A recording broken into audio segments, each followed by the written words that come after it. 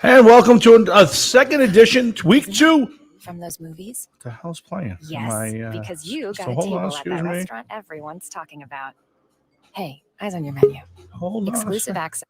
Okay, for some reason I had some music playing. Guys, welcome to week two of the NFL season, and of course, week two of the Hard Rock. Oh my God, sorry, Sunday Audible live here from Sunday Audible Studios in beautiful scenic Monroe, New Jersey. I'm waiting for my two partners in crime, Mr. Jeff Towinski, who refers to himself for some reason as Saint Zach, and of course the top dog at RFL Records, Mr. John Meyer. I have my two co-hosts will be joining me in a second. I see them just popped up. So, guys, welcome to week number two of the NFL season, which kicked off John Collins, which kicked off with a I would say very disappointing loss by the New York Football Giants. I gotta straighten my hat out here, folks, if you don't mind. Got to go in Green Bay this week. Hold on.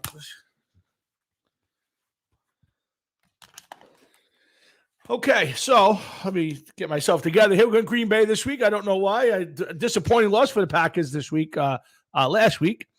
So they have a big game today at home with Detroit. But college football, real quick, no upsets. Great game in Florida with the Alabama squeaking a win. I tell you, it's a good win for Alabama because you get your young quarterback in a hostile environment, winning a big game on the road, close game. If you're Nick Saban, you want your young quarterback to be tested a little bit, and I think he got that yesterday. Big win by Penn State last night over Auburn. So there's some good football yesterday, and my Nebraska Cornhuskers, while not winning, going to 2-2, did put up a really good fight against number 3 in the country, Oklahoma, in the revival of the big rivalry game.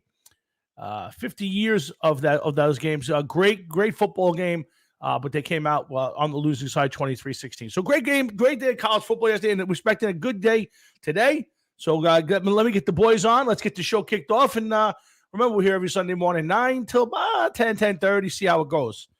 Let's add John to the stream, and let's add Jeff. Hey, Tommy. Good morning, gentlemen. What's up? How's everybody's morning so far? Good. Every second that ticks by brings us closer to another Giants loss. So it's good. A bad loss, too. There we go. Yeah. All right. So listen, I'll start this off by saying I want you guys to go this week. So I'm going to go John first with wearing his Cardinal cap. John, give me your thoughts on week one as we put it in the books behind us. Give me your thoughts quick on week number one. I think week one, Tommy, was exactly, as we thought it would be. A lot of upsets, a lot of teams that you expected to do well, like Green Bay. That's probably the most mind-boggling loss I've ever seen. I mean, those guys totally didn't show up. Game plan was terrible.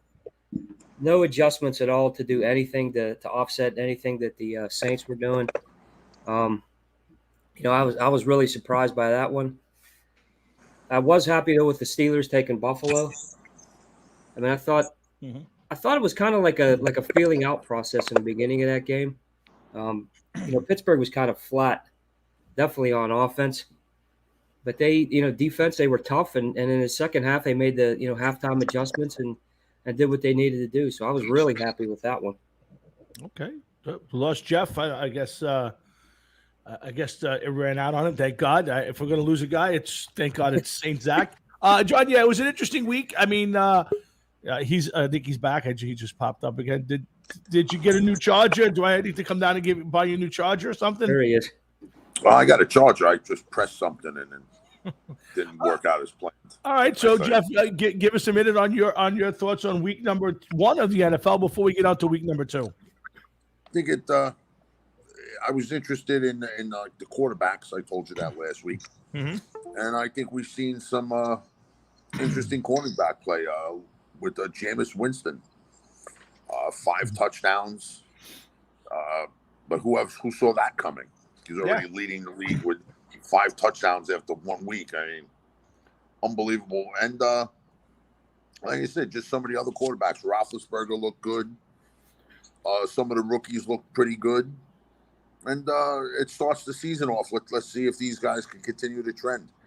I'm hoping that Zach Wilson is the real deal. And a couple quarterbacks that we're waiting to see if they fall off the cliff or not. And as the season goes on, we'll see who does and who makes it. But I could say this much. We all know that next year at this time, we'll be talking about completely different starters in different locations. That's the way it seems every year. So you never know. Nothing is a given in the NFL. So let's see how it works out. I think it's a fair statement. I think you guys hit it on the head. I think the biggest surprise game of the day was obviously Packers and Saints for two reasons. The abysmal play, and Rob, by the way, I agree with you. It definitely, the show definitely has a better feel, a better look, not a better feel, but a better look when Jeff disappears. It just adds to the class of the show. So I agree with you, Rob. Where does it say that? Where does that say? Right there. It says it right there on the screen. You can read it just as well as I can. And for the fact of the play. Now, listen, Winston threw for 150 yards. It wasn't like he lit up the sky. A couple of 3-yard and 5-yard touchdown passes, but the surprise game of the day actually did light up the sky, bro, with 5 touchdown passes. That's amazing. They ran the ball well, played great defense, but let's be honest. That Packer team leads me to my first story of the day. Is the Packer loss an indication, Jeff, of the turmoil Aaron Rodgers brought to that team in the offseason? It's possible, man. It is possible. You can't tell me that everybody's happy with what he did. Yeah. Everything he did to make it all about him, even more so than it already was, and to upset his teammates with the way that he acted and everything else, they can't be happy with that.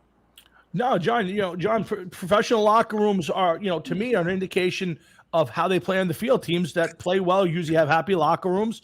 That was a team in turmoil. Their 30-something-year-old quarterback didn't show up all off season and made it about him. And he says it was them riding high. I tend to think that there's just a team that was just not together. I agree, Tommy. I mean, like I said, a house divided will fall, and that's really what happened there. I mean, you could see everybody was out of sync, and it was really just a total collapse. They did nothing. I didn't see anything that stood out in that game. I mean, if you go in and look at that film, in that locker room during the week and say, hey, what did we do well? Maybe the national anthem might be the only piece of that they did. Maybe they didn't even do that well. It was that bad. Yeah. And listen, it puts a big, while guys, I think obviously on paper, Packers at home, opening day to the Lions doesn't sound like much. The Lions did press at the end of their game last week, the 49ers. So it's an interesting one, which we'll get to a little bit later. My second big story that I want to talk about, John, you touched on the Steelers' big road win, and I think it was a big win for them. But I think on the opposite side of that was a huge loss by the Bills. Losing at home to a conference opponent, and in the manner they did, you're right. You hit it on the head. The Steelers looked a little bit. We were talking during the game. They looked a little lethargic early offensively. But that defense was way too much for them to handle, and to me, that's a very telltale sign, and one that they need to reverse today.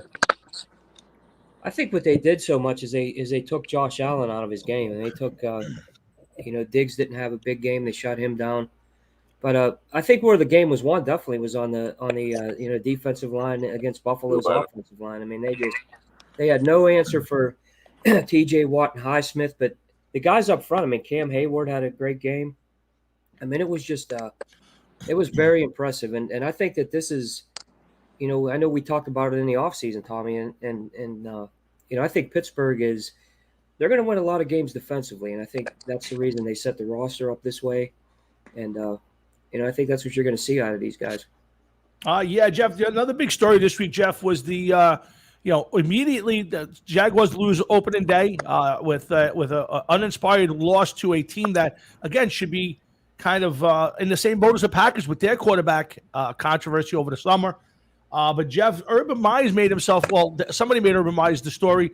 USC is looking for a coach. They fired their coach after the first couple games. And Urban Meyer had to step up and say, no, I'm not interested in the job.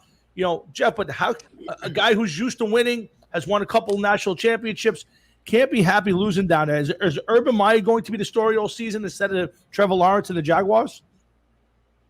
Listen, first of all, you had to think, if you're not used to losing, why would you want to take the Jaguars job with a rookie quarterback anyway?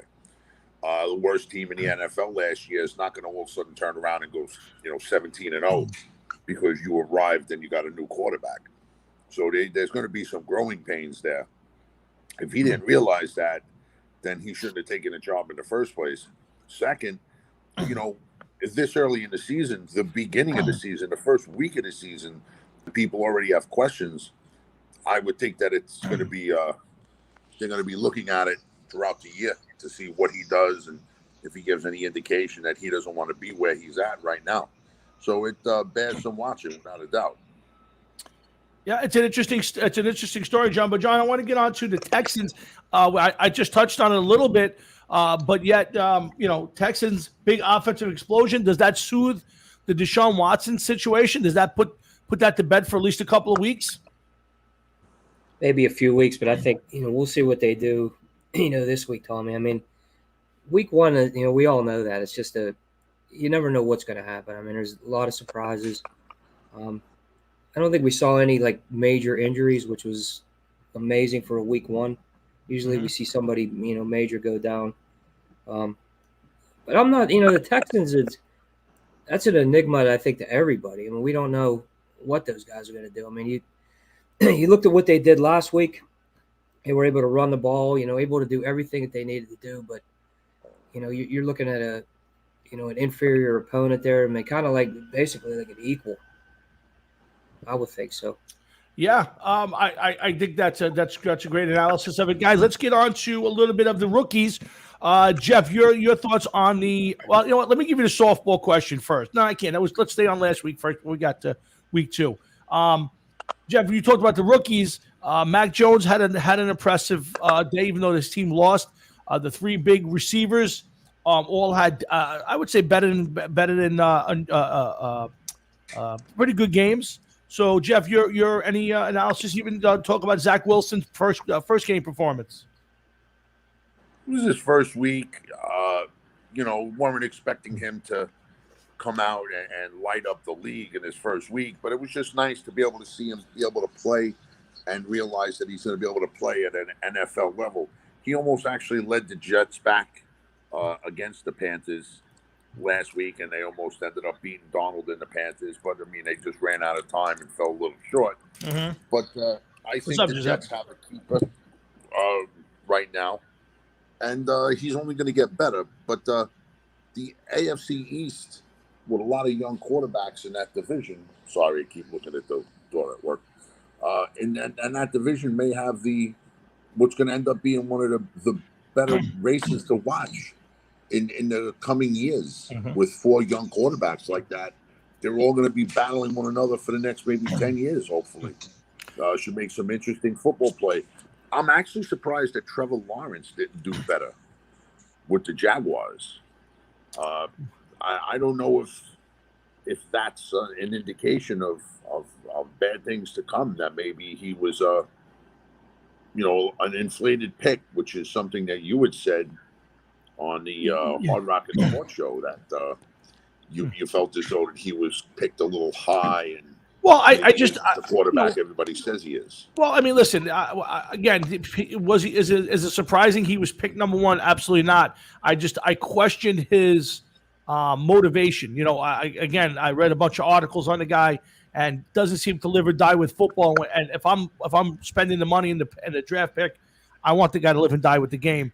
Not a bad day for him. Let's be honest. 28 of 51, threw the ball way too many times. 332 yards, 3 picks, 3 TDs. Was a little too aggressive. But we'll see how week 2 goes. John, you're give me a minute on the rookies last week. Everything that I saw, we talked about, definitely in Jacksonville. I mean, you looked at what he did. I mean, he definitely threw too much. Yep. But it's just like anything in the NFL. If you can't run, you're going to lose, 90% of your games. And, I saw some good things out of him, out of Lawrence. I saw, it's just something he's not able to read the defenses, obviously. I mean, that's where the 3 picks came in. But like I said, if you can't run, you got him throwing too much. That's obviously, we'll see what he does, this week and then throughout the season, because I think you're going to see a huge improvement there. Yeah. Listen. I mean, I don't think you could judge a guy off one game, and it was a tough loss. Obviously, you want a better start to your career, but yeah. I mean, listen. Time will tell. I think Urban Meyer is not there for the long haul. When you get these big time college coaches who have had so much success along the way, he's had stops in Florida with national championship, Ohio State, then to come here and lose. Jeff, you made the point before. Why would he guess?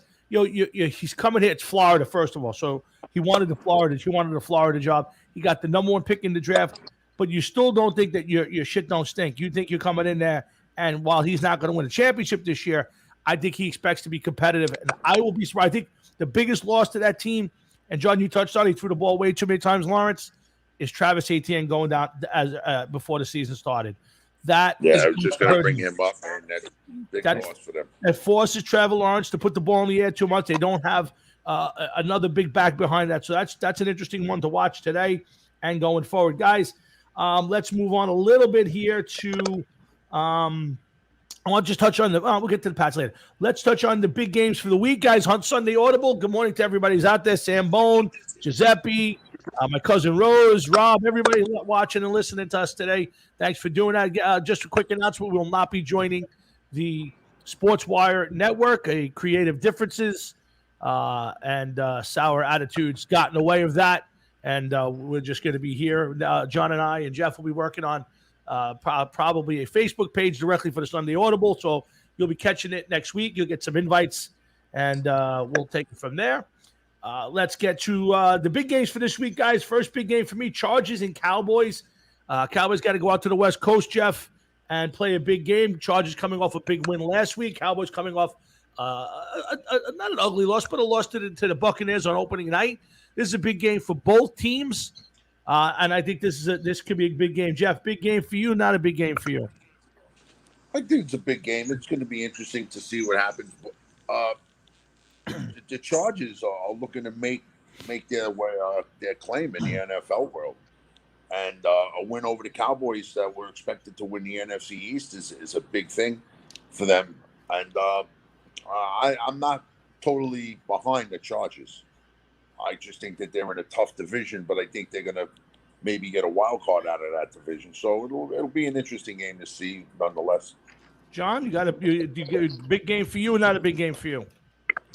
I think it's a big game. I think it's a bigger game for Dallas than it is for I always call them San Diego. Yeah, so I do the same thing. But the Chargers, I think with the Chargers too. I mean, you saw it last week. Herbert's coming into his own. Looked great last year. He's got a lot of. He's very cohesive with Keenan Allen. I think Keenan Allen's a great receiver, definitely very underrated.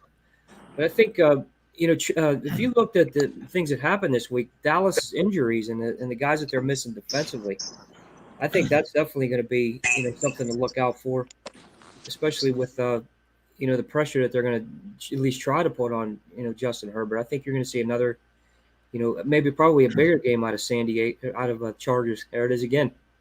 But this is a big game for Dallas. I think the big thing for Dallas was, I thought Dak played well. I think the run game needs to step up another level. I don't think you can put this team on Dak Prescott's shoulders. I know the game he had last week, but I don't think you can put this team on his shoulders. They need to run the football and play somewhat better defense. You can't let. I know it's Tom Brady, but you can't get that point in the game and let the team walk right down the field and score a touchdown to lose that game. So that's an interesting game. Jeff, I'm going to put this one in your lap. Big game for the Patriots and the Jets today. One, it's a good rivalry game.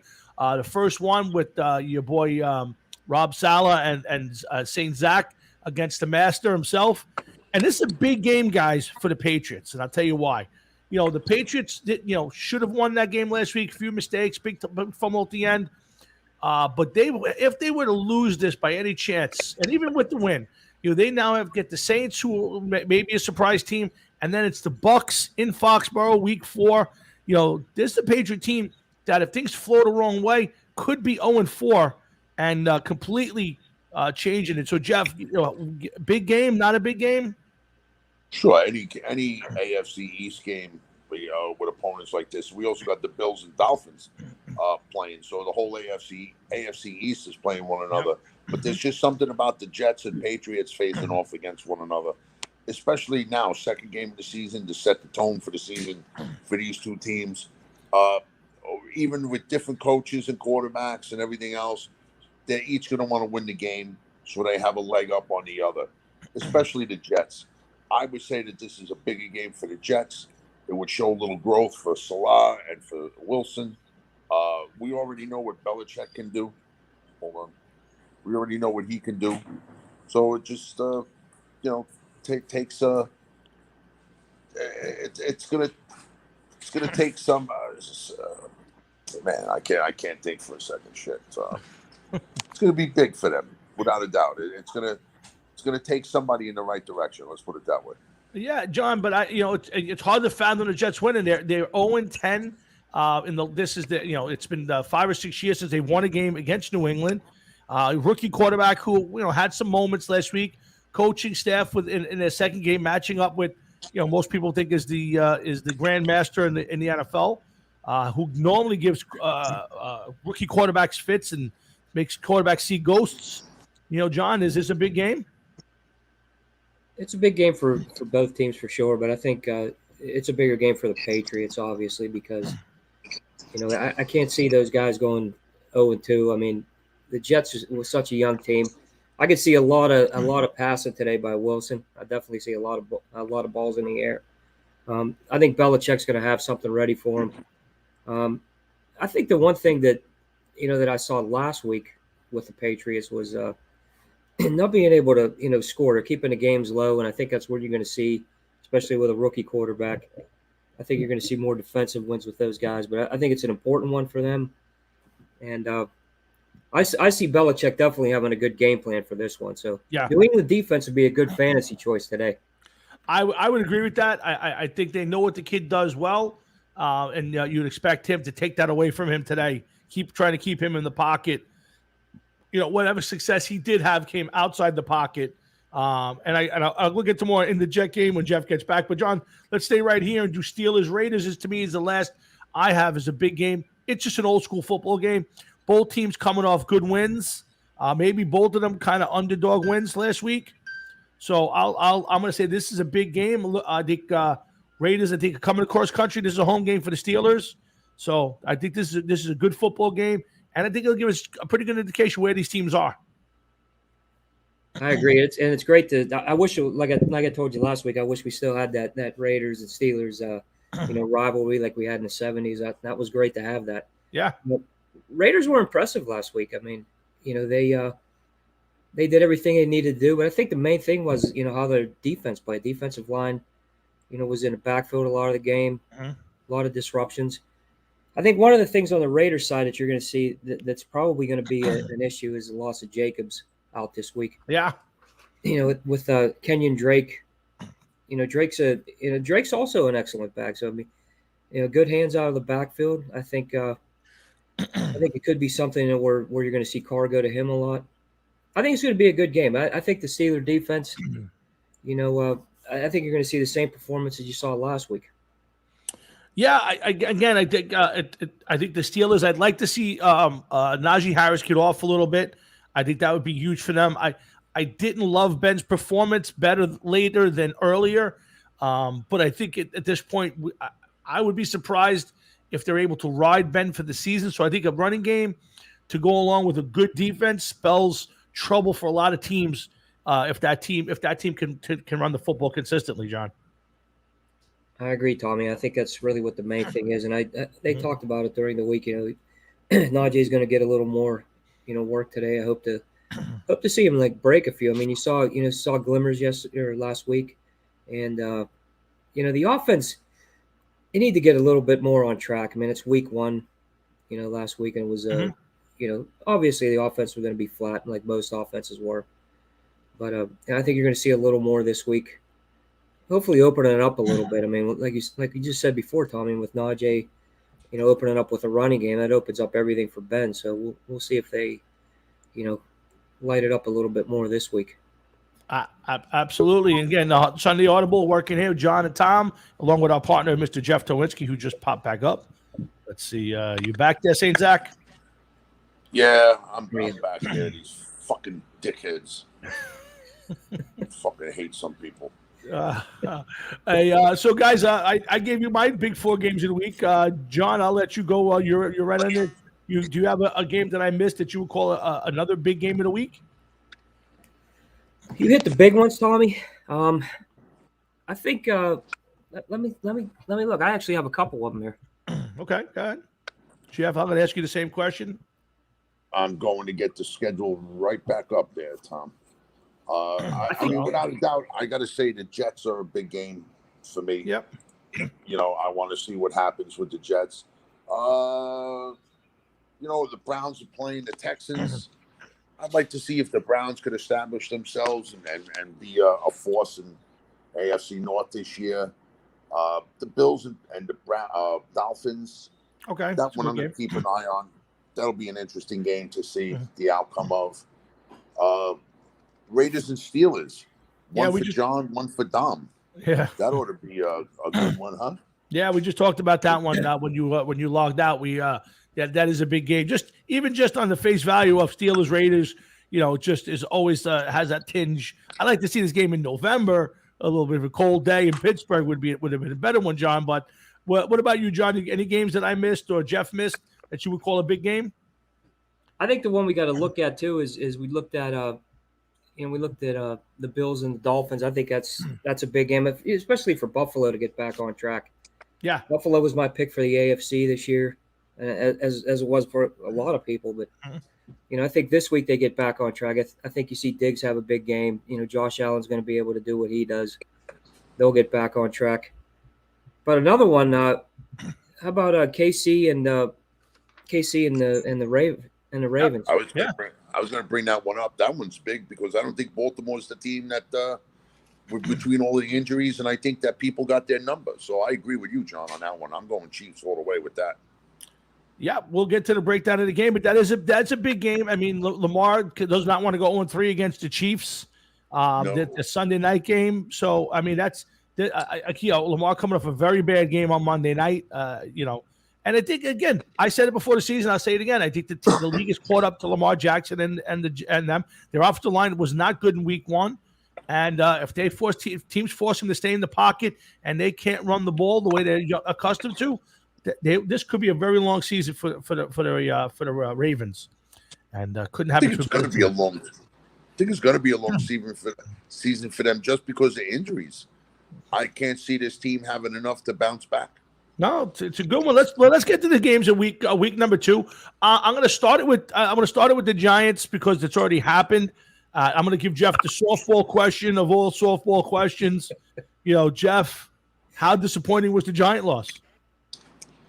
If you're a Giant fan, I guess it was pretty big.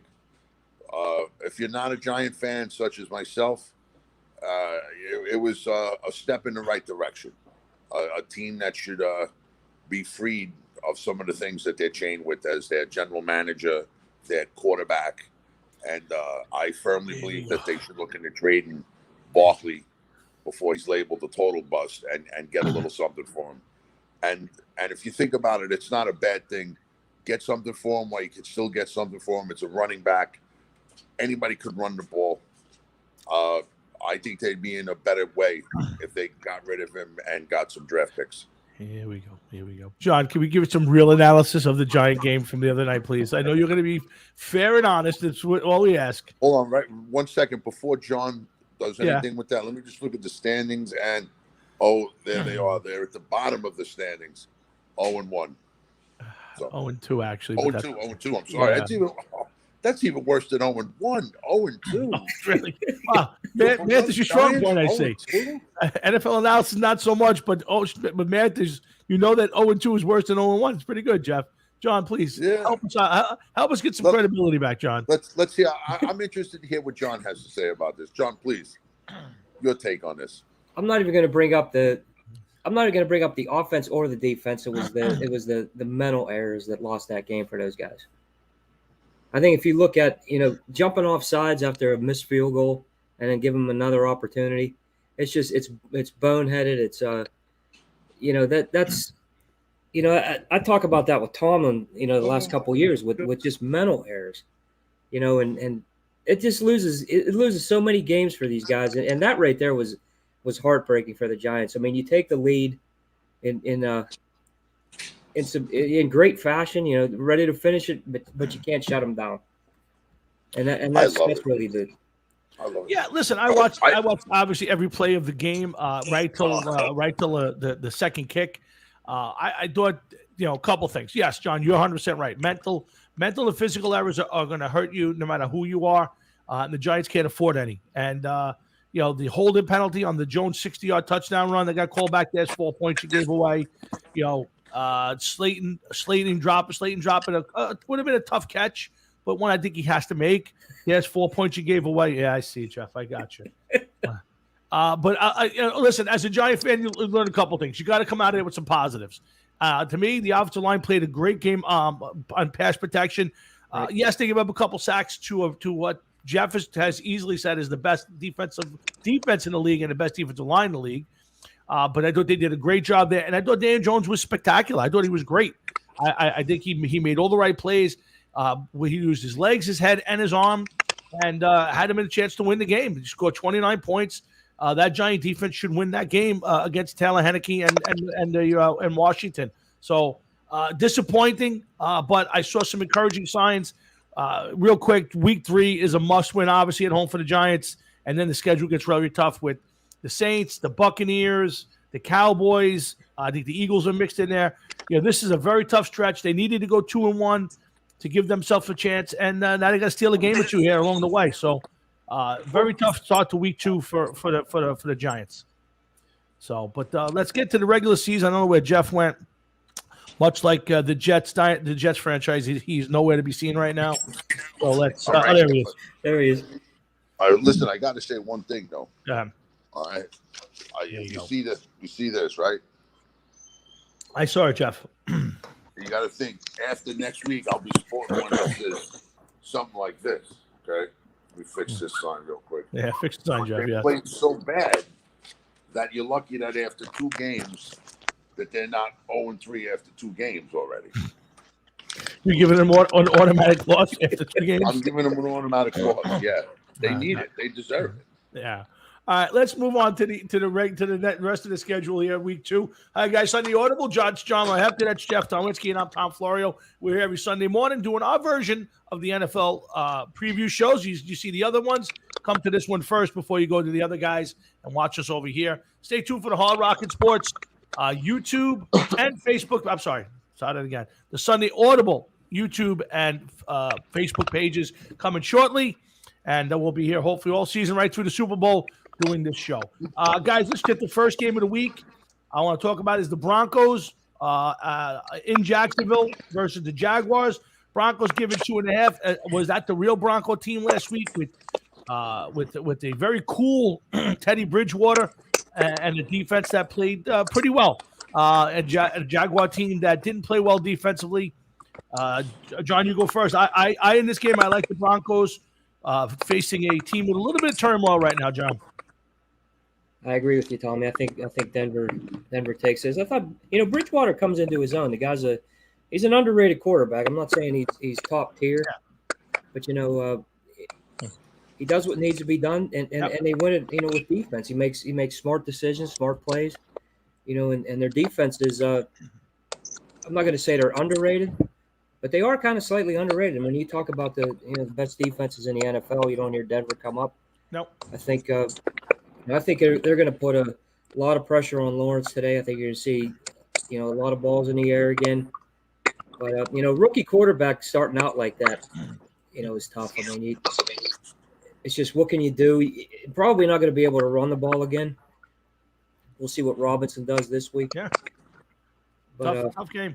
Tough game for the Jaguars. So John's going Broncos. Hey, Jeff, this is another loss here could make Urban Meyer start thinking about moving forward. Maybe going back to college. Jeff, what's your thoughts on the Broncos? 2.5 on the road. I just looked at the line now. Denver's favored by 6. I going must down have to moved Florida. tremendously. Okay. That's a statement in its own, I think. Listen, I don't expect the Jaguars to do much this year, but I expected them to start playing a little bit better. But Denver being a 6-point favorite on the road definitely shows that a lot of people aren't expecting the Jacksonville Jaguars to play well this week. If I had to put money on it, I would have to say I'd go with the Broncos on this one over the Jaguars. Okay. Yep. I would agree. I think that's an easy one. Let's move on to a game that you guys both brought up early on. Bills on the road needing a win against the Dolphins, who got a surprising win in last week against the Patriots. Jeff, I'm going to give it to you first. It's your division. The Bills are favored by 3.5 on the road. I think the Bills come back and smash this one. I would have to think that this is almost a must-win early for them. The Dolphins are playing with house money. All right. Tom, you take that one. I got somebody coming. Hold on. Yeah, John, take that game. Oh, I agree with you, Tommy. I think Buffalo comes back and and plays the way that that we expected them to play. I think Diggs has a big game. Josh Allen. I think one thing is of note though is the way Miami plays. I mean, Miami's a tough team. Those guys are never they don't quit. They're always in games. I think that's a testament to their coach and what he's put together up there. I mean, he's starting to develop a winning atmosphere. I mean, the locker room is tight. I think Tua is going to come into his own. I'd like to see a little bit more performance out of that backfield. I think if those guys had a stud running back up there, I think you would definitely see a team that's a major contender. But I think Buffalo comes in and takes this one. I mean, that's the cream of the crop right there. I think you're going to see the real Bills today, for sure. Jeff, give it to you again. Bills 3.5 on the road in Miami. I think this is a must-win for Buffalo. Jeff, give me a quick thought on this one. Yeah, I would say that it's at this point in time, it's a must-win for Buffalo without a doubt. Letting one slip away last week against it was the Steelers they played, right? Yes. Buffalo, yes, at home. There was a lot of people picking the Bills to go to the Super Bowl, win the Super Bowl, and you're not going to start a Super Bowl run off 0-2 and many times and be successful. So yeah, I think that it's a big game for both teams because it's a division rivalry, a division game. But I'm going to give the nod to Buffalo in this one. I think it's a bigger game for them, and I think they have a little bit more experience, and I think they're going to pull this one out. Okay, let's move on to John. 49ers on the road, coming across country. The 49ers are favored on the road. I guess the books don't necessarily believe in the Eagles. Eagles with a big win last week. So I mean, hard to go against it. 49ers coming off a win, held on a little bit late, have some injuries. John, I'm going to take the 49ers on the road, giving 3. I'm not a big believer in Philly, but go ahead, John. Give me your thoughts. That's a tough one. Like you said, Tommy. I mean, the 49ers, they had that game locked up last week. I mean, really, they were blowing them out, and then at the end, giving up all those points defensively. A couple injuries. I mean, Mostert. We talked about Mostert last week, and the guy just cannot stay healthy. I mean, he's a great running back, but injuries. And I'll tell you what, I thought Philly looked great last week. That was one of the surprises. I mean, it was Atlanta looked so bad, but Philly looked great, especially defensively, and Hurts looked good. He wasn't making any mistakes. He it looked like he was making his reads. He impressed me last week. So I'll tell you what, guys, I'm going to go out on a limb here. I'm going to take Philly. Wow. To win that game over the Niners. Jeff, Philly last week beat an unimpressive Atlanta team, but Jalen Hurts, to John's point, looked very good, polished, played very well with the rookie, former teammate, I guess, in Alabama. Devontae Smith had a decent game. Devontae Smith, 6 catches, 71 yards, a TD. Jeff, you have any confidence in Philly at home versus the 49ers? I don't know if I have any confidence in Philly, but I will say you made mention that there's no love for the Eagles, being that they're underdogs at home, but they're only underdogs by 3 points against a team like the 49ers, who may only be getting 3 points because they're coming cross country. Mm-hmm. Hold on, I just heard something stupid. I got to keep an ear out for things that are going on here. Right. But they may only get 3 points because they're coming across the country to play this game. But I got to go with the 49ers. I don't think it's going to be close. I think the 49ers will have a good game. But nonetheless, somebody has to win the NFC East. And right now, I know after 1 week, but, the Eagles got a share of it with 1-0, So it's too early to say anything, but I have to go with the 49ers. I think the 49ers are the better team going into this week, into this game. Okay, John, big game for the Colts this week. Rams, let's see, this game is Rams are in Indy. A big game for Matthew Stafford, 20 of 26, 321, 3 touchdowns. Throwing the ball all over the field. You can't, it's hard to knock anything there. And, with the way that Indianapolis had no answers for Russell Wilson last week, you'd have to think that Matthew Stafford's going into Indy to light them up. And the Rams are favored by only 3.5, surprising on the road. John, what's your thoughts? I think it's going to be more on what Wentz does with the Rams defense. Coming into this game, trying to get his feet last week. Obviously, new team, making the adjustments and everything. But I think the Rams defense is, top 2 in the league. Best defenses. I thought they looked great last week. I thought Stafford looked great. I'm going with the Rams on this, even on the road. I think Indy. I think they still have a few more weeks to get the adjustments made, and this one's a tough defense. So I'll take the Rams and Stafford, and I think that's a win there. All right, Jeff, you got thoughts on the Rams Colts in Indy? I'm not very excited about this game because I'm not a firm believer in Stafford in the Rams. I don't think that they're all of a sudden going to be a Super Bowl contender because he's there. And the Colts and Wentz, I find more interesting than Stafford and the Rams only because I want to see if Frank Reich could help resurrect Wentz's career. So this game doesn't really mean much to me. I do think that Frank Reich and Wentz and the Colts are going to pull it out, though. Only 3.5. I think that goes to show that a lot of people have respect for the Colts, even though they're underdog at home, that they're not a bigger underdog versus the Rams. Maybe the Colts are for real for this year as a Super Bowl contender. Time will tell, but it all hinges on Wentz and his health for that team. Carson Wentz last week, 25 of 38 for 251, 2 TDs, no interceptions, but their bigger problem was their defense.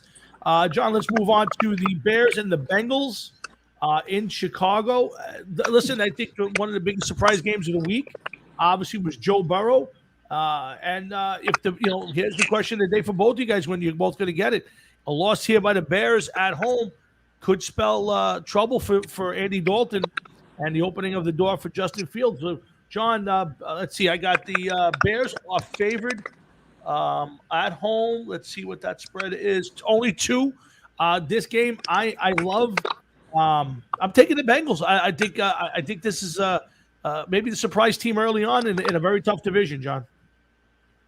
I agree, Tommy. I thought they looked great last week. I thought, Burrow played well. I mean, obviously it was a, overtime game, but at home against the Vikings looked, lethargic in that game. I got to watch some of it, just to see it, but I was really impressed with Burrow and the Bengals, what they're doing. It's a young team, great receiving core. Mixon had a great game. I think, if there's a game where Andy Dalton, needs to win to keep his job, I think it's against his old team. Yeah. This game's tough. I mean, 2 points. I see the Bears coming back this week, but I think it's going to be close. I think Chicago at home. I think if they lose this, then you're going to see, you're going to see Fields in there next week. I think it's going to be that close. So I'm going to take the Bears. 2 points. I think it's going to be tight though. I agree, Jeff. You read a point up during the couple shows ago on Thursday night that the maybe the Bengals should have took a offensive lineman and saved Joe Burrow. And Jeff, to your point, he got sacked 5 times last week. In a nice win, a game that they probably could have lost. Minnesota hadn't fumbled. Not Nagy. The running back Cook fumbled late. Jeff, your thoughts on the Bears at home? 2 points over the surprising Bengals. Well, one, John, I agree with you. I think that every loss that Chicago has brings us the kid to come in sooner, Justin Fields to come in even sooner. I don't know if next week is the week he's going to come in, but I think we're going to see him before week 8. Tom, to answer your question, I think that if Joe Burrow gets his confidence on his surgically repaired leg, maybe with his old teammate on the team with him, they could develop a rapport that they had when they were in LSU together. That'll help him a little bit overcome some of the offensive line problems. But I still think you're asking for a lot. I'm going to go with the Bears with this game, but it's going to be close. And I think Burrow is every week is just going to get a little bit more confident. But he came back quick because he had the knee problem at the end of this season. What was it, like game 13 or 14 or something like that? It was late. Yeah, and so, I don't know. Did they rush him a little bit? I don't know. So he had a decent day with him today. He had a decent day. Let's see what Joe Burrow's numbers for last week were. Joe Burrow was 20 of 27, 261. Yeah, 2 touchdowns. Yeah, not a bad day, but they got to keep him. They got to keep him upright. They can't expect this kid to take a beating after that. Let's move on to the Panthers at home to the Saints. Back to reality for Winston and the Saints. I'm not sure. Back to reality for Sam Darnold. I mean, who had an impressive first half against a lowly team like the Jets, but nonetheless, they count just a little bit more than a Division III college team at this point. The Jets, but we'll see if their future's bright with their quarterback who may get killed down the line. But I'll get to them later on in the show when we break down the Jets or break up the Jets or whatever or something like that. So, John, I'll let you go first. Panthers. Saints, big game, tough. Listen, the Panthers team has a lot of weapons, and the biggest one is McCaffrey. The Saints, are they for real? We'll get a big indication this week. Well, maybe not, because I'm not crazy about this Panther defense. But John, your thoughts on the Panthers? The Panthers are giving 3. They're getting 3 at home. It's another tough one, Tommy. I mean, yeah. Are the Saints for real? I mean, I think, was it more that Green Bay was just a total mess last week? Yeah. I really don't know. I mean, I think that, Sean Payton always put together a great game plan. I mean, he never caught those guys out. Winston, as long as he maintains, the type of game that he had last week, being able to, keep that team where he's not throwing a whole lot, he's throwing just enough. I mean, 5 touchdowns, obviously, but it was like 184 yards. Keeping them in the games, not turning the ball over and playing smart football is definitely, what I want to see. And on the Panthers side, I think McCaffrey has a big game today. I think he was kept in check a little last week. Darnold, they do have a ton of weapons on that team. So we'll see really what both teams are made of today. I agree. I think it's but come on, you could say all you want about these weapons that he has. He doesn't know what he's doing with them. He doesn't know what he's doing with them.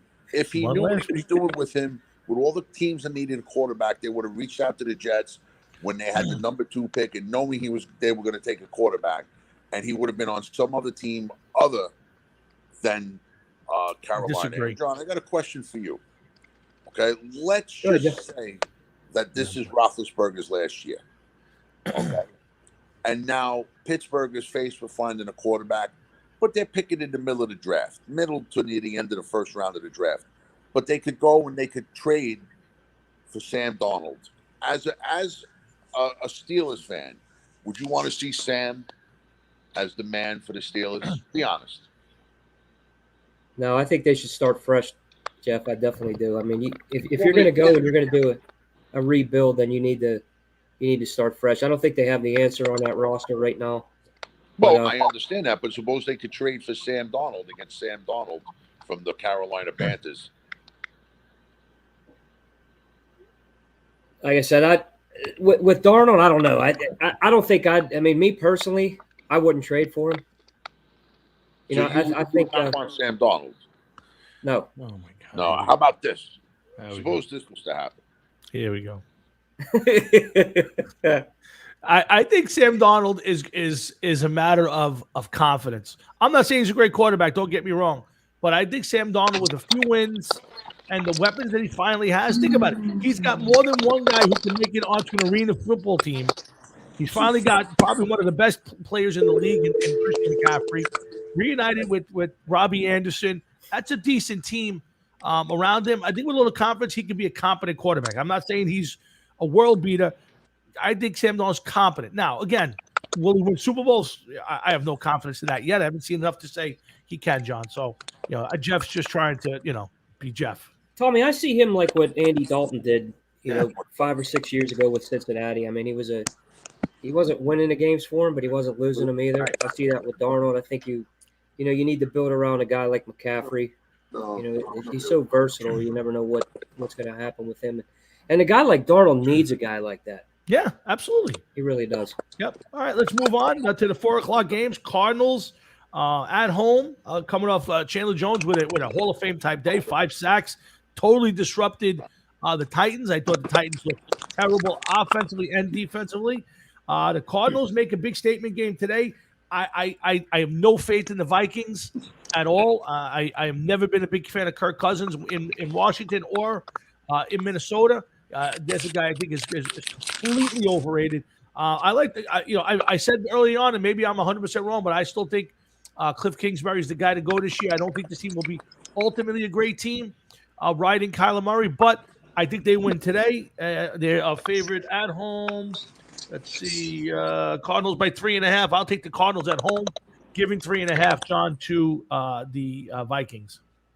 I don't understand. You could say that they would be 2-0 with 15 more games, and you're just not sold on them. I think that you're insane. Same thing happened last year, and then they went to tank in the second half. He's a little guy who, if the season goes on, and he's not that good a quarterback, teams will find him out. I'm sorry, teams will get him, but right now I'll pick him to win today, John. I agree, Tommy. And we talked last week, earlier. Cardinals are my pick this year. I think they're going to be a surprise team. I think they're going to contend. I see, but I agree with you too. I mean, Kyler Murray, it all depends on him. I mean, they lose him. He's a little guy, but if they play defense the way they played last week and they keep him upright, there's I think they're a good team. I think they're starting to establish themselves right now. So we'll see what they do throughout the year. But I'm definitely taking the Cardinals this week. Okay, Jeff, give me your take on today's game. Well, I'm not a believer in the Vikings, and I had said once before that I think the Cardinals are going to definitely be within the playoff race this year, maybe even win the NFC West. So I'm going to go Cardinals. I totally disagree with everything that you say about the Cardinals, Tom. I got you. Although Kyler Murray is a small quarterback, I like the way this guy plays. I think he's a little smarter than some of these other than like an RG3 was and a Lamar Jackson. I don't think he takes as many chances as those guys. I think that alone will keep him a little safer and prolong his career. But you know what? Time is going to tell if you're right or I'm right. But right now, it's week 2, and I say they're going to be 2-0 at the end of the day. Yeah, I think Kyler Murray's the guy the best. If you want to give me the argument that he's going to be a good player, is to compare him more to Russell Wilson than the other two guys. The other two guys were bigger, more athletic guys, where I think Kyler Murray is kind of caught in the middle. I think Russell Wilson's a pocket passer who moves well. Kyler Murray needs to be that guy and isn't yet, but we'll see. I think that's the comparison. If I was making it, I don't see it. I think the season goes down in flames at some point. Let's move on to the Chargers at home versus the Cowboys. The Chargers are giving 3 points to the Cowboys. Again, John, decimated on defense, unimpressive offensively to the Cowboys. In the running game, Dak had a great game. He's got 3 good receivers. It's a tough team. I like the Chargers this week. to play a big game. I do. I like them to go home and play a big game here, and I'm going to take the Chargers, giving 3 on at home to the Cowboys, John. I'm with you on that, Tommy. But I think Dak is a real deal. I think he showed it last week. I think the issue with them is obviously not putting Tampa away when they needed to. Defense is an issue, and I don't know what's up with Zeke Elliott. I mean, it's a team really where they need to help Dak out a little bit. I mean, they need to run the ball. They need to keep the offense fresh and off the field too. If the defense is giving up a ton of points and and the offense is having to throw as much as they have to, that's definitely a formula for another loss. I mean, it's tough. I think San Diego is a good team. I don't think they're a great team yet, but I think you'll see. I think you'll see them, take this one today. I think it's going to be close. I think Dak has another good game, but I think Herbert's the real deal. He's an excellent young quarterback. He's going to be one of the premier guys in the league for the next 10 years. Jeff, you think Elliott has run his shelf life in the NFL? Yes, I do. Yeah, I do, Jeff. I think the offensive line is not as good as it was, 5 or 6 years ago when they were probably the best offensive line in the league.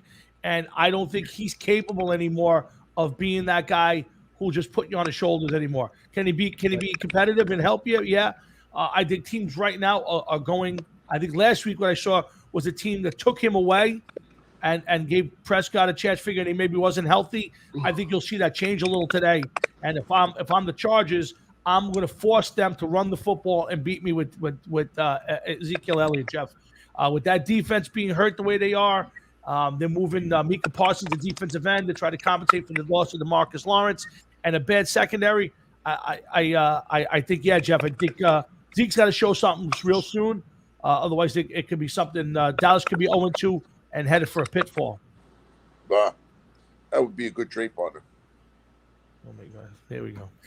Do you want to give your thoughts on this game, or do you want to? You have the Giants that are looking to get rid of a running back. You have the Cowboys that need a running back.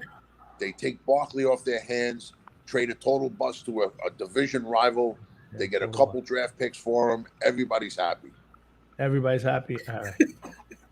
Are you picking this game? Me? Yeah. Are you picking it? Are you picking anybody in this game? Yes. Chargers at home. Give it the Chargers. I think the Chargers are going to take this one. Okay, you finally got to that one, huh? All right. Let's move on a little bit here. I'm trying to find my notes. Here it is. Okay, we got the one game that I didn't put on the board, and I apologize, guys, is the Texans on the road at the Browns. Tale of two games. The Texans surprised the crap out of me. There was a team that was a candidate for an 0-17 season. Tyrod Taylor had a great game, John. But they are on the road to a disappointed Browns team. Played well enough to win, but definitely well enough to lose. They were their own worst enemy in that game, and probably showing a reason why a lot of people, you can go both spectrums with the Browns, John. They could be a team that everybody thought would be well, and they played the Chiefs to within an inch of their lives, but yet there's a lot of people who doubt them for the reasons why they lost that game. So, John, the Browns at home to the Texans. I'm going to take the Browns, even though they're giving up 12.5 points. I don't believe in the Texans, and I think the Browns are going to get a big bounce back win. I agree, Tommy. I thought the Browns looked great last week. I mean, for 3/4 of that game, I mean, just it's just a mental error here and there, and they can't get over the hump. I mean, the Chiefs obviously playing, the Browns playing in Kansas City. That's a tough win, and anytime you have Mahomes, there's a shot to win no matter what the score is. But I can't see Cleveland, losing this. I think they blow them out. I think this is a I would even say triple digits if I could. I think Cleveland just totally dominates against Tyrod Taylor against that defense today. I'm going to say Cleveland defense too is probably my pick for my fantasy pick this week. Interesting. Jeff, a lot of people high on Baker Mayfield. He has a bad interception to close out that game. Are you a firm believer in the Browns, and would you take the Browns at home given 12.5 today? Oh, I got them over here as 13.5. So it's even higher. You are correct. I have 13 in today's line in the post. So, 13 points. So, go ahead. I'm saying trap game. I think a team like the Browns may actually, young team, young upstart team. Finally, a lot of people are catching on to them. I think there's a possibility that they overlook the Texans, and it's a lot closer than you think. I'm not going to say that they're going to lose, but I think the game's going to be a lot closer than 13 and a half. I'm going to pick the Browns, but I think it's going to be under 10. Okay. Interesting game. Another division game. Obviously, Buccaneers at home to the Falcons. I think Tom Brady, the way he's going to play today, it's going to look like he can play the 60, let alone the 50 he's talking about. I know which kills the two of you guys because you both hate Tom Brady, but I don't see any way possible that the Bucs lose this game. Even with Mike Evans not being a factor in the first game, John, this is a very tough Tampa team. And I think they roll right over. It's I got 12.5. I like the Buccaneers by 20 today. Yeah, even though I can't stand Tom Brady, I mean, there's no denying how great the guy is. I mean, you could put the worst receiving core around him, and he's still going to win. I've never seen anybody do more with less, especially in New England those last few years. Yep. But no, I mean, the way I see this happening is Atlanta looked so bad last week. I could see, Brady sitting on the bench in the second half because they're that far up and they're just going to run the ball. I think they're going to put them away early. I think, I can't see Atlanta being even competitive in this game. Yep. I'm definitely taking the Bucs. Yep, I agree with you, Jeff. Worst case scenario for you as a Jet fan, Tom Brady plays to 50 and comes back and wins 2 Super Bowls with the New England Patriots to finish his career, just to torture the Jets a little further. That's what could happen, Jeff. If Tom Brady, I'm going on record right now, if Tom Brady suffers a season-ending injury, I will shave live on the show. That's how much you appreciate That's that. how much I hate him. Now, when That's you say shave, completely barefaced, or we just trim it? Completely barefaced. Wow, John, it's on record, John. It's there. The beard's been a long time in the making. Look at this. Over 6 years of that would be gone in seconds. Yeah, well, again, it's in writing now. It's on video, so you can't change his as we bring up his official nickname. I will say this much, John. I disagree with you. Tom Brady will never sit out. He could be up by 75 points with 3 minutes left, and that scum will never sit out a game. He just won't do it. He's too full of himself, and he's just never going to do it. Ever. I agree on that, Jeff. Sad. Greatest quarterback, greatest player of all time, and you were just going to denigrate him. That's okay. Overrated. What's up, Finelli? Disagree. Overrated. No, he's not overrated. Again, Jeff, so Jeff, are you picking the Tampa in this game? 13 points, 12 and a half points I got here today. You're not even going to tell me. Say that again, Tom. Are you taking Tampa? Or you like Atlanta? Which way do you like to go in this one? Really, you're actually asking me this question, right? I gotta ask. It's part of the show. All right, so Jeff's taking the Bucs. Falcons because I hate the fucking Patriots. I hate Brady and the Buccaneers so much that I'm going with the Falcons. Next week I'm wearing my Tom Brady jersey on the NFL. The Jets and whoever's playing the Buccaneers. Let's move on. 4:00 game. Seattle, very impressive in week number 1. Again, let's see. Let's get that game. Yes, at home to Tennessee, who for some reason stopped play action passing with a guy who lives on the play action pass. John, this should not be much of a game. I'm surprised it is only 6.5. I thought this would be closer to 10. But I'm not a fan. I hate the Seattle Seahawks, but I will take Seattle today at home to Tennessee, who is unimpressive both sides of the football. Tennessee was another head scratcher last week. Yeah. I mean, you thought those guys. I mean, it's a contending team. He brought Julio Jones in. Yeah, I think Julio was, he's starting to show. I mean, definitely starting to show his age. I mean, you're seeing that. That's but that game was more of what Arizona did to them, shutting down Derrick Henry. I mean, that's obviously what you have to do to beat Tennessee. Today they're going to have to score points. Obviously against Seattle, Russell Wilson is, as much as you hate the Seahawks, Russell Wilson is a great player. I mean, he's a great quarterback.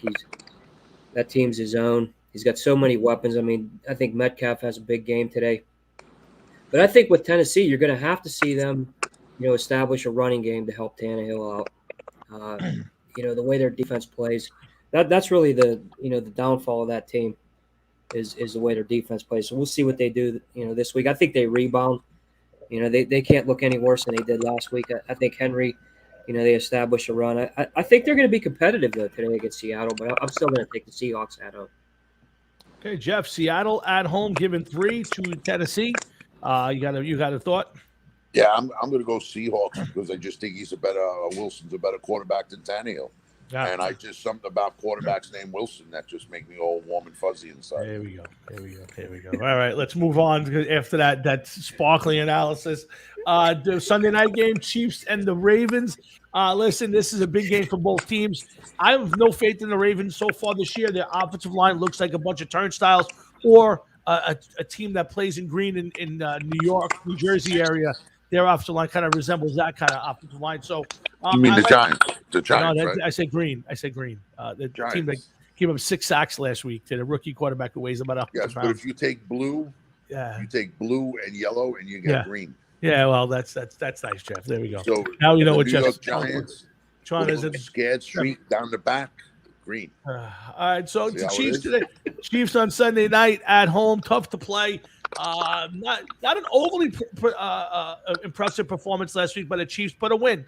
And now, John, they come home, big conference game.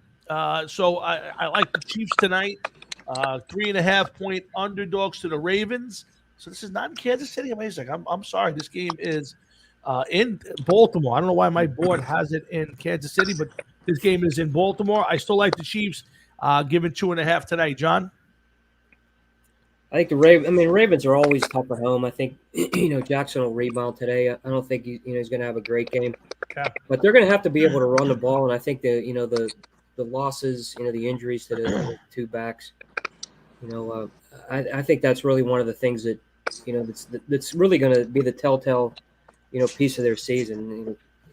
You can't. I don't think Jackson is a guy that can carry everything on his own. I think Kansas City's definitely too much for those guys. I think they're going to play tougher because they're at home. Mm-hmm.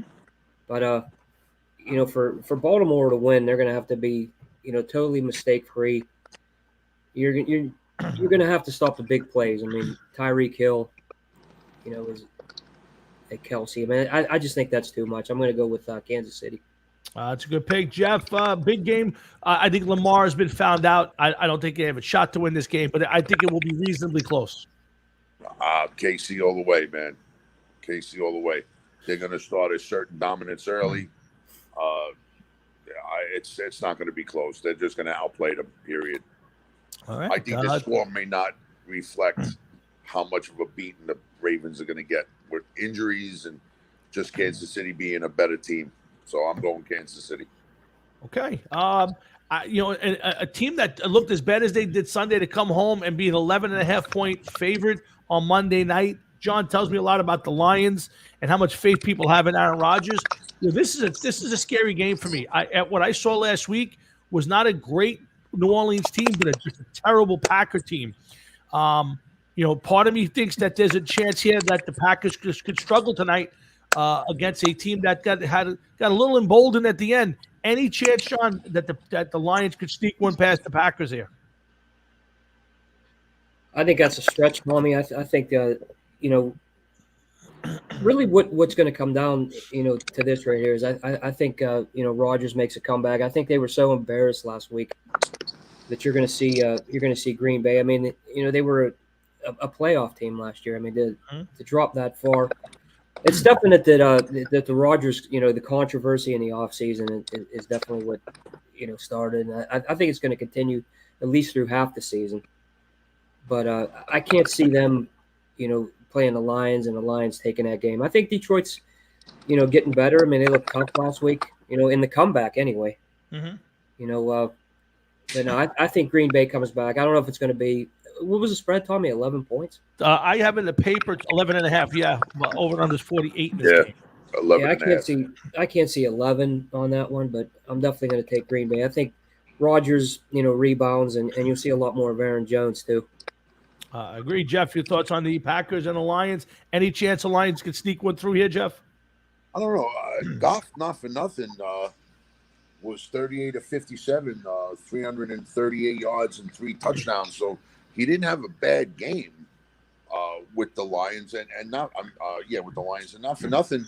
Goff has like the most wins in the last 2 years, 2.5 years, something like that. So he's no slouch himself, but I'm not a firm believer in the Lions. So I'm going to go Packers on this one. I don't know if it's going to be that high scoring of a game, unless it's a total lopsided Packers win.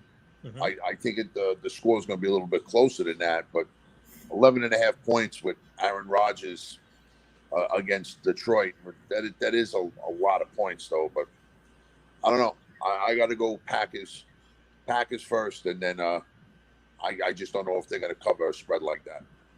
Okay, let's get to the 2 games of the week for you guys that matter most. Jeff, I'll let you go first. The Jets at home to the villainous Patriots and Bill Belichick.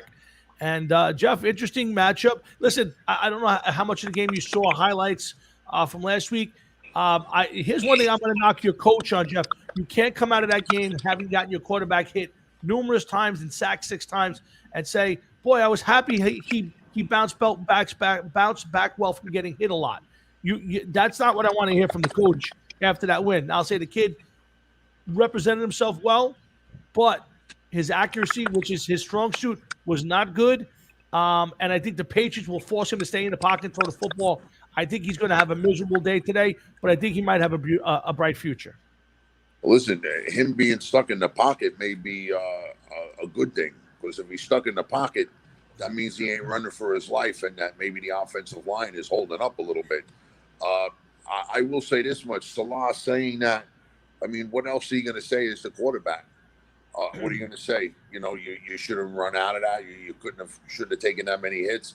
At least for him to say that, you're at least giving it that much to Wilson, that he didn't get killed, getting hit 6 times. You know, that's a lot of sacks, man. Yeah. You can't have that week after week after week. You're going to stunt his growth. You're going to stunt his health. Not just his growth.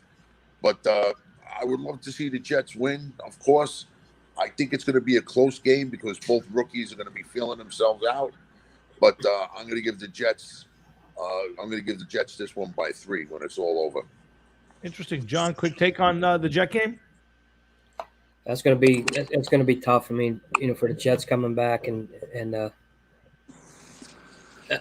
yeah, I don't know what to say on that one. That's that's a tough game. I'm taking the Patriots. Are going to be one of my best bets for the day. I just think that they're too tough. But let's get to John. Final game: Steelers and the Raiders in Pittsburgh. Old school. John, keys to the game for you tonight for Pittsburgh. Not turning the ball over. Definitely making mental mistakes. I think you need to shut down Darren Waller. Obviously, he's the game changer for the Raiders. I think the Pittsburgh defense does well. I think it's going to be one of those games where, it seems like every time the Raiders come up here and play, or we go down there, it's always a tight game. I mean, even if it's still not that old school rivalry, I think it's going to be close. But I think Pittsburgh wins it in the end. I think the defense does well. I think you're going to see a couple big plays from Ben today, downfield. And I think the reason that's going to happen is because Najee Harris is a huge factor in this game. I think you're going to see him, open it up, and I think Pittsburgh wins. Okay, Jeff. Yeah, I see it, Jeff. I see you can spell. Somebody write that for you? Yeah, I did. Yeah, just like next in a couple of weeks we'll be talking how the Jets are going to be getting the first round bye in the playoffs this year. Here we go. Let's get to our best bets, guys, on Sunday morning, the Sunday Audible, right here with John Mahefka, Jeff Towinski, and myself. We're here every Sunday morning, 9 a.m. until about 10:30, bringing you the early version of the pregame show. And before you turn on the others, turn on this one, and let's hear our unique brand of analysis and breakdowns of all the Sunday games. And we'll never know. Sunday next week, we're going to have guests. I'm going to start booking some guests. John, Jeff, and I will come up with a weekly guest to pop in for 10 minutes to help us break down their games.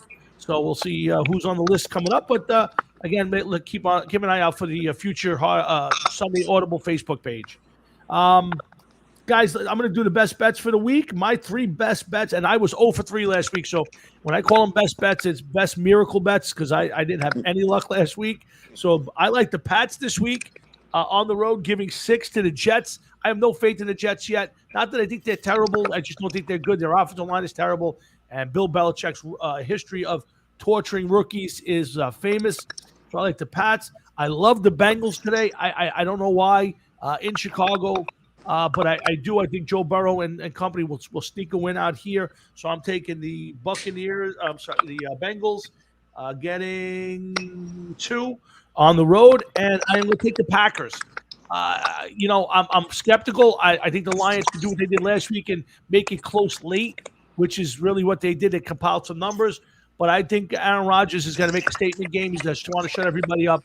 I think the Packers come out here and have a blistering game and win this by double digits easy. So I got Pats, Bengals, and Packers today in my 3 best bets. Jeff, you have 3 best bets? You want to go next? Yes, I do. I got 3 best bets. It's Go ahead. JETS, Jets. 1, Jets offense. 2, Jets coaching. 3, Jets defense. That's right. The 3 best picks of the week are the Jets across the board. You got it right there, man. John, bring us back to reality, John. You have 3 picks today as your best bets. Yeah, I think Cleveland definitely rebounds against the Texans. I think, I think in a big way right there. That team's just so much better. I mean, that's a playoff team, and for them to drop anything to the Texans, I can't see that happening. My other pick is Buffalo. Definitely to rebound. I think you're going to see really what Buffalo's about today. That team is a AFC contender. My pick for the AFC this year. I just can't see them losing that one. And another one I'm going to pull out here, Tommy. I agree with you with Green Bay for sure. Yeah. I mean, I think that's one, but I'm going to take the Eagles. Wow.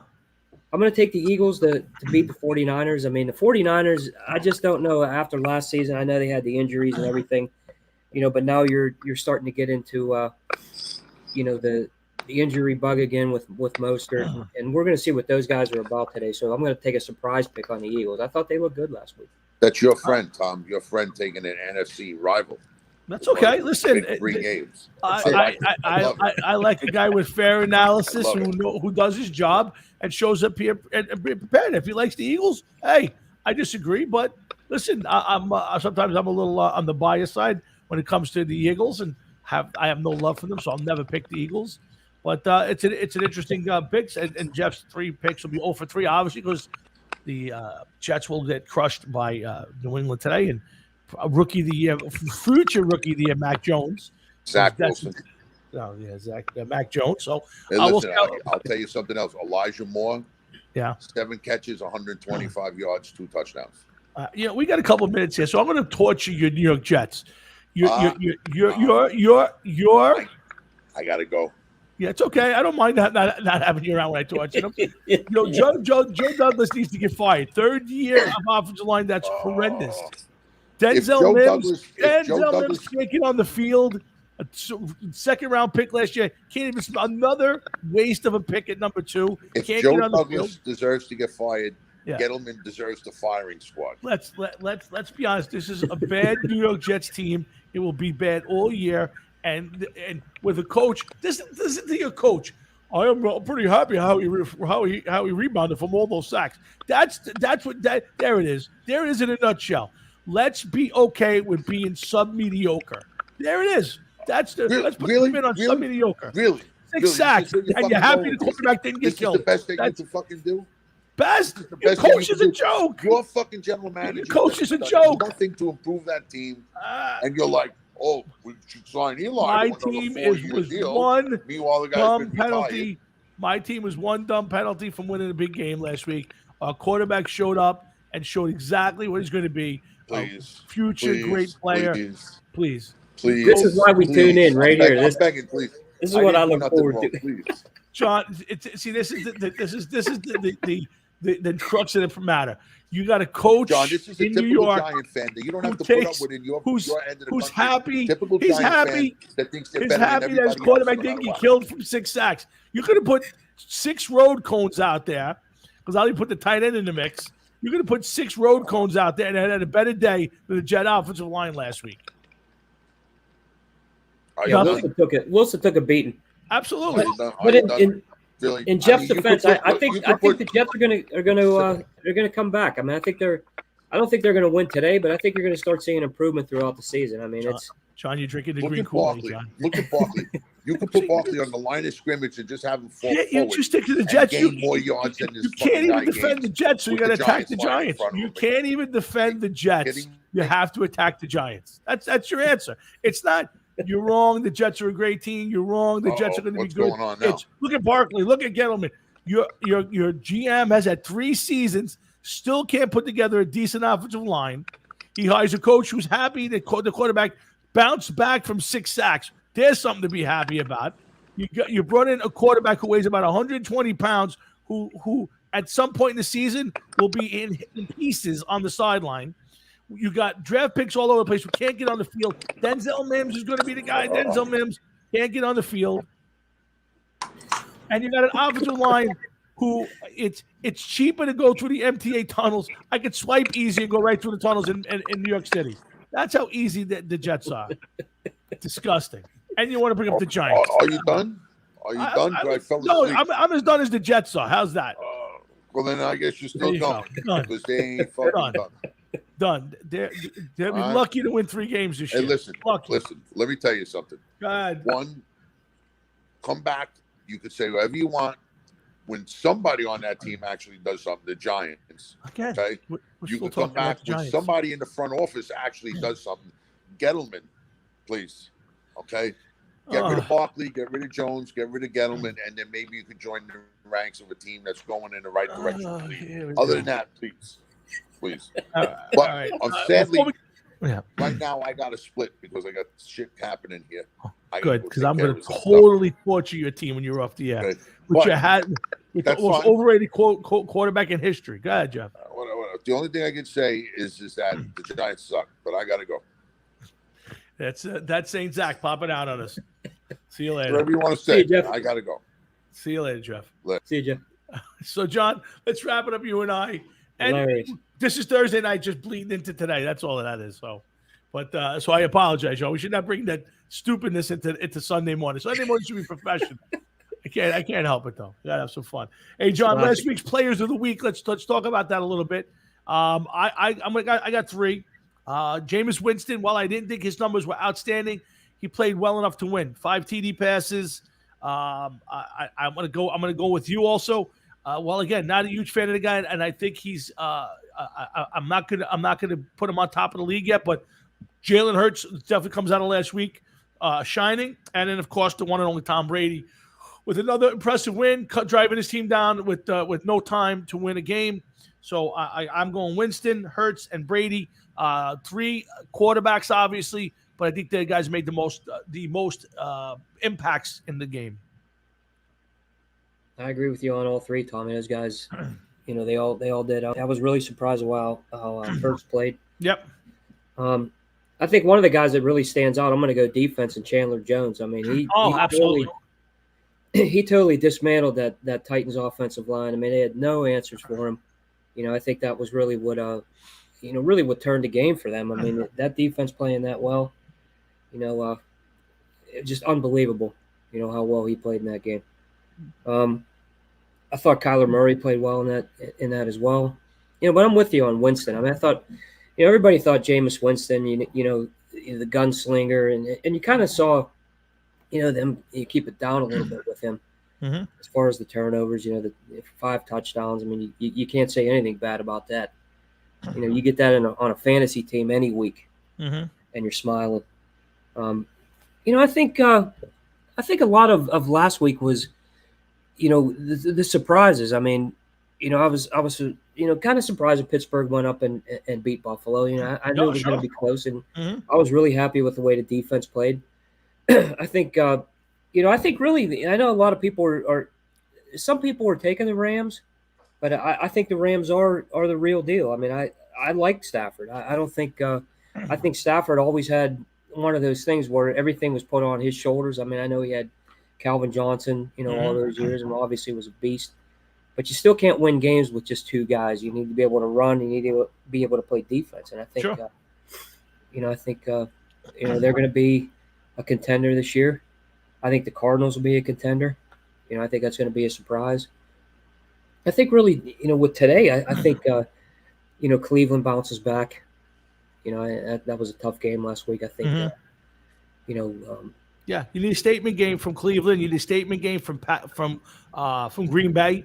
There are some teams that need statement games today. Buffalo needs a statement game today, and it's hard to say that, John. It's week 2 of the season, but when your expectations for the Packers, for the Browns, for the Bills, just to give you 3, are as high as they are, and you come out week 1 and you lose home games that way, you lose road, you lose conference games that way.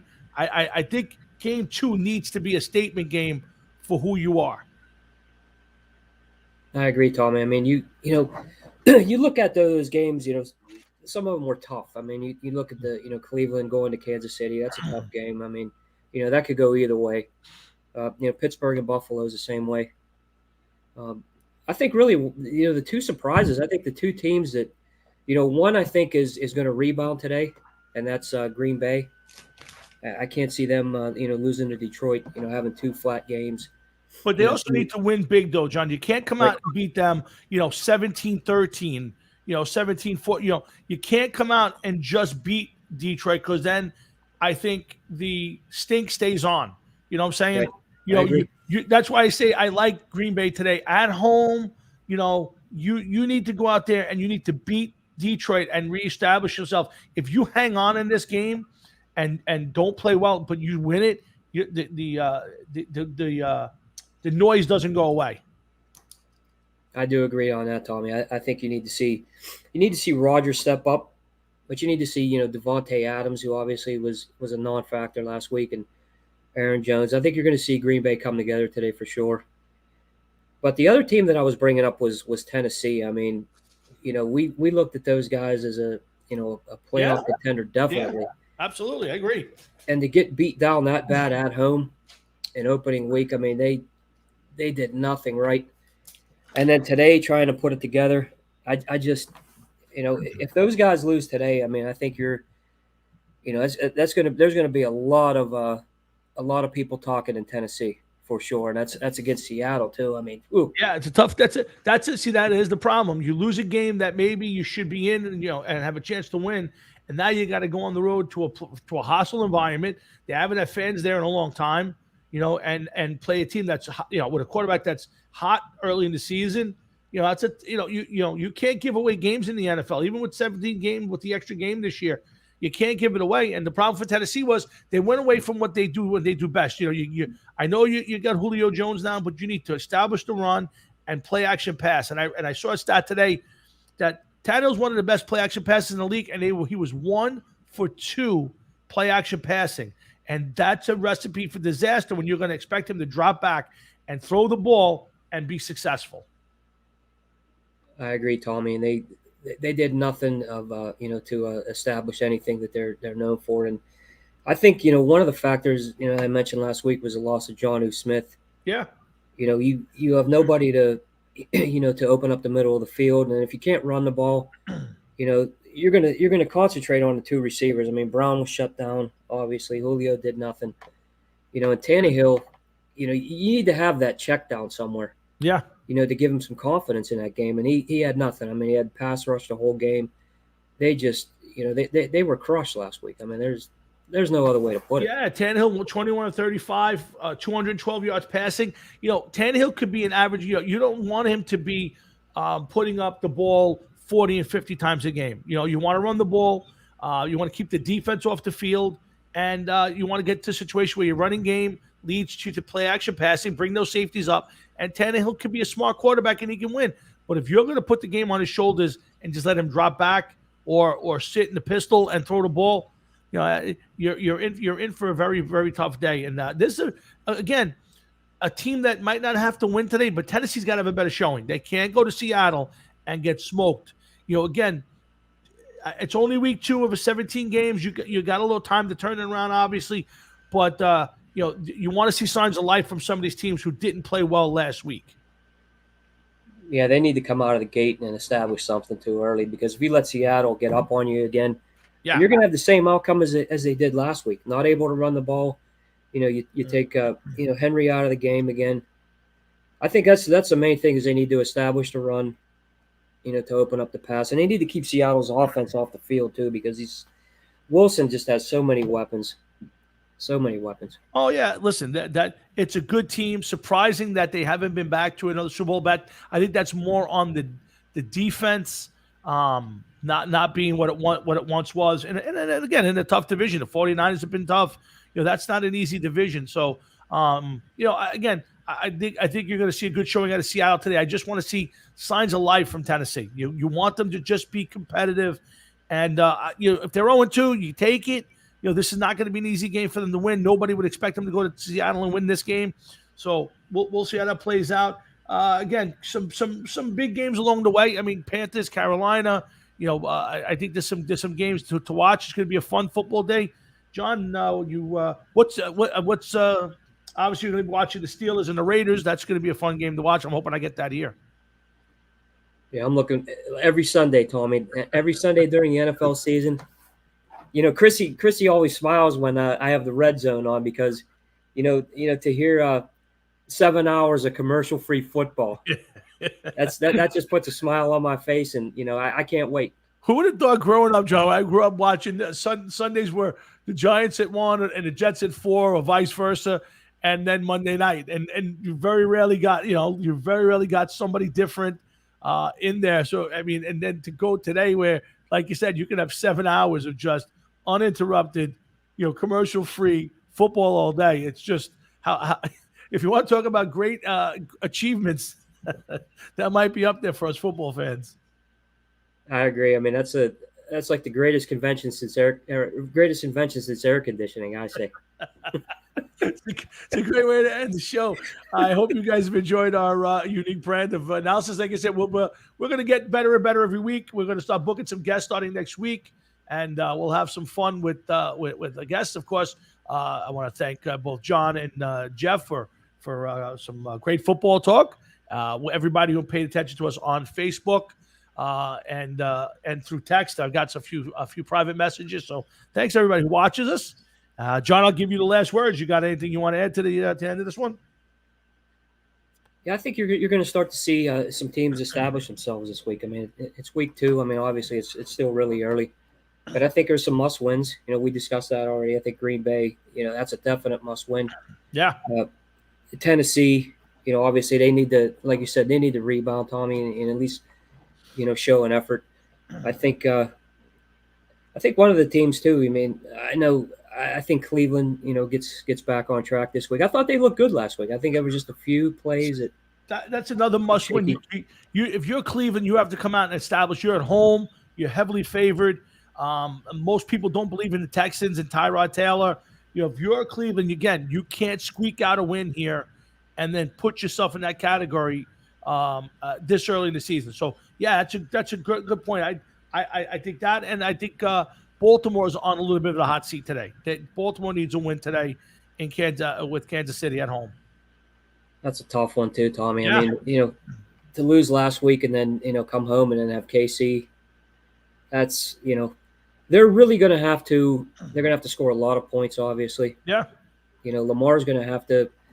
I think he's going to be He's going to be doing a lot of running today too. I mean, I think he's the playmaker of that team. Mm-hmm. And if you can't run the ball beside him, I think KC's, main thing is you got to keep him in the pocket. You keep him in the pocket, you got a good chance of winning. And I think that's I'm not going to say, Ravens need to, at least keep into this game. They need to stay in this game.